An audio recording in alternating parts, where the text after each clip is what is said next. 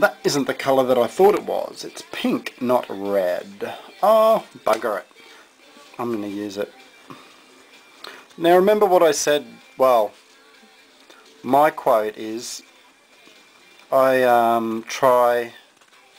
care less for thought when I'm creating. I can think any other time after that. So it's a good philosophy to try and take on board. Just don't think about what you're doing. I know it sounds crazy, but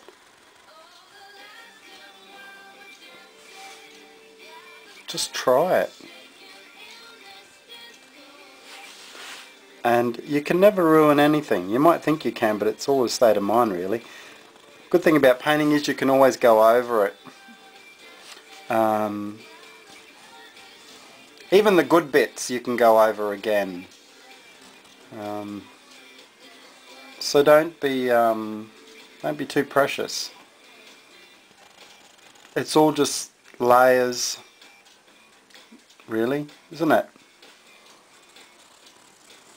So I'm just using a Sharpie here to just do some drawing.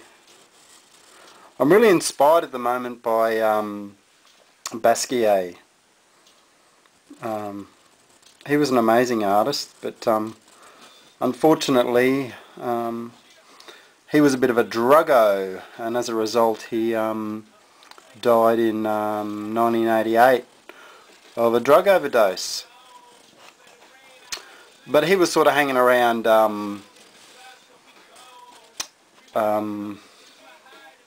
what's his name? Andy Warhol, yeah, get it right. He was hanging around Andy Warhol. I don't know if any of you have seen the film Basquiat, which was a movie based on his life. Such a cool film. But the part that I really loved was that he carried these cards in his back pocket of all his little drawings. You know, stuck bits of paint on them and did a lot of graffiti, writing. And he walked into a restaurant because he'd noticed that Andy Warhol just went there to have something to eat with someone else, and he just walked up to Andy Warhol, threw these cards in front of him and said, $10 a piece, do you want one? Like this. And it was so cool because David Bowie was playing Andy Warhol, which is perfect, and he was going like, oh yeah, these are really cool, man. Oh yeah, I want, yeah, can I take, can I take them all? I'll have them all, like this. It was just so cool, and you can really picture Andy Warhol being like that, like being a little bit not there and a bit dumb. So that was cool. So I sort of got inspired from him having these little cards with just drawings and stuff on it. It's such a good way to get into your head about painting and drawing. And from these little cards he turned them into huge big paintings. And I guess that's what I've done really with all these cards I have in here. I guess this is my own version of it, and these are, you know, all works that I've been doing just for practice, really. It's with those that you just turn them into like big works like that and this and that. It's because you have you get into this feeling of being free, being able to just draw without having to feel like you might make a mistake. And it's like, I'm not drawing because, yeah, and I never really try and think too hard about what I'm doing. you can always come back. I know I've said it 1,000 times, but I'm going to say it 1,000 times more. You can always come back at the end of your painting and come back with an analytical mind and think about, oh, maybe that line wasn't quite right, or it could have been a bit better, or it's not quite balanced. But while you're playing and having fun, don't let the critiquer in, as I say it. Don't let that little voice in your head that gives you negative thoughts and say, oh no, you shouldn't do that, it's going to ruin it, oh my god, that's a good bit, don't touch it because you're going to wreck it and you're never ever going to get that back ever again and you're going to destroy the painting and oh my god, you know. Yeah, you know what I'm talking about. And you know what, so what if you stuff it up?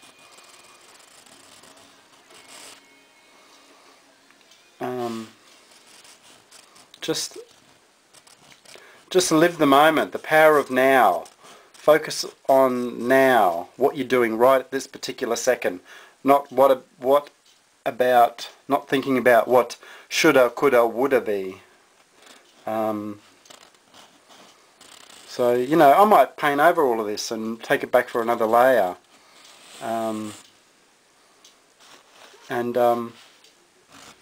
That's cool. That's cool. I mean, the painting's not going anywhere. I'm in no rush to get it produced. It's about the journey and me enjoying the actual process of painting. I mean, why else are we artists? You know, if we really get off on the process, we don't get off on the finished painting. You know, most of us never satisfied with the end product anyway, so you know, we might as well get some satisfaction out of the actual process.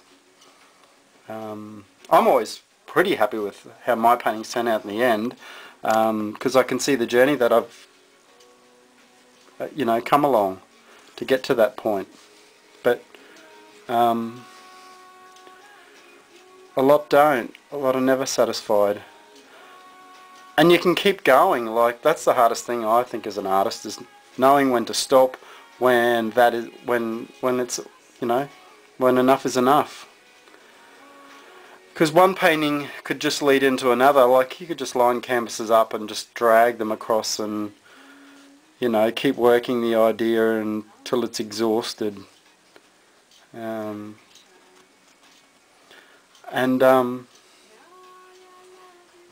I guess that's what I'm doing with this series with Mona and Jesus that I've been using, and these birds and that.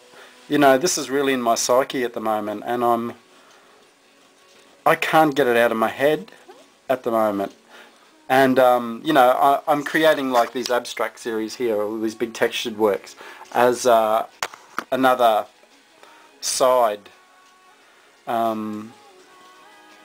to this, because I mean, as I've been told by several people before, my strength really lies in these abstract works, these big huge textural pieces.